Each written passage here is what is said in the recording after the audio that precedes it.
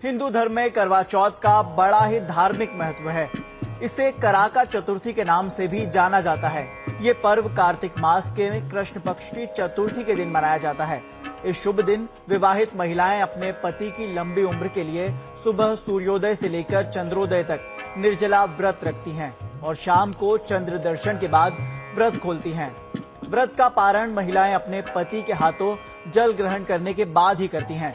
चंद्रमा को देखना कराका चतुर्थी पर्व के लिए एक महत्वपूर्ण अनुष्ठान माना जाता है। तो चलिए आपको अलग अलग शहरों में चंद्रोदय का समय बताते हैं। दिल्ली में रात 8:15 पर चांद निकलेगा।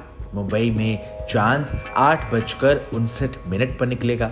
कोलकाता में रात 7:45 पर, चंडीगढ़ में रात 8:10 पर, पंजाब में रात 8:14 पर, राजस्थान में रात 8:26 पर, लुधियाना में रात 8:12 पर, देहरादून में 8:06 पर चांद निकलेगा। शिमला में रात 8:07 पर चांद निकलेगा।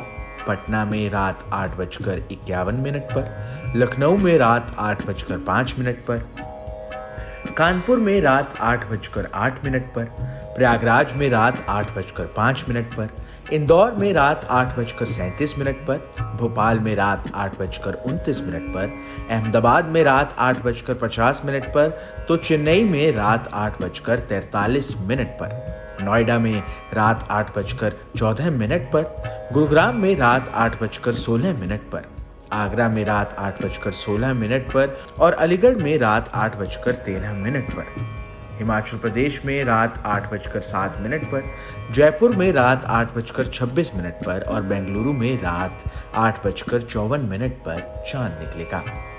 ये तो हुई चंद्रोदय की बात। अब करवा चौथ पूजा का शुभ मुहूर्त क्या है, उस पर भी एक नजर डाल लेते हैं। व्रत के समय की अगर बात करें तो सुबह 6:33 से लेकर शाम 8:15 तक का समय दिया गया है। पूजा के समय की अगर बात करें तो शाम 5:36 से 6:54 तक का ये समय बताया गया है पंडितों के द्वारा, जबकि सर्वार्थ सिद्धि योग ये दिन भर चलेगा और चंद्रोदय 8:15 का समय बताया गया है शास्त्रों के मुताबिक। तो ये तो हुई करवा चौथ की पूजा विधि। मगर करवा चौथ की पूजा शाम को चंद्रोदय के बाद की जाती है। शाम की पूजा के लिए घर की दीवार पर गेरू से एक पट्टिका बनाएं और उस पट्टिका पर करवा का चित्र बनाएं। इसके बाद शाम के समय पट्टिका के स्थान पर एक चौकी रखें और उस पर माता पार्वती और भगवान शिव की तस्वीर लगाएं। तस्वीर के सामने बैठकर विधिवत शिव परिवार की पूजा करें। आरती के साथ पूजा का समापन करें। अंत में चंद्रमा को अर्घ्य दें। इसके बाद पति के हाथों जल पीकर व्रत का पारण कर सकते हैं।